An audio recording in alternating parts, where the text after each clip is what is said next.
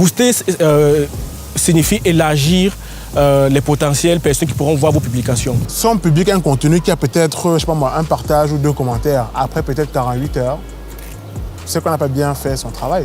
On booste un contenu qui a déjà peut-être eu un maximum d'engagement.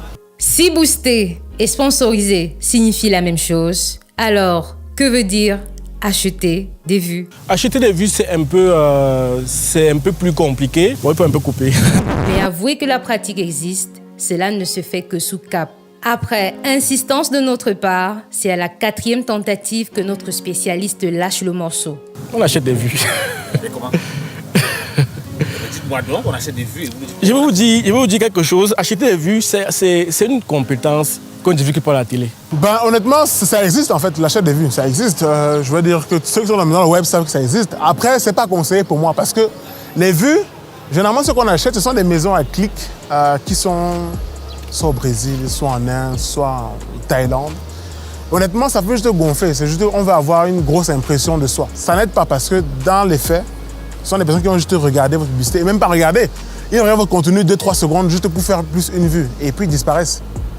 Donc pour moi, ce n'est pas une méthode que je conseille. Mais je sais que malheureusement, il y a des gens qui font ça.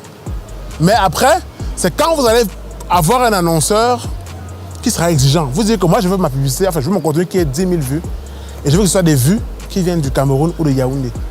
Là, le vrai travail commence. Ce n'est pas des fausses vues, c'est des vraies vues, mais ces vues, je veux dire, les chiffres sont irréalistes et ça augmente de manière exponentielle.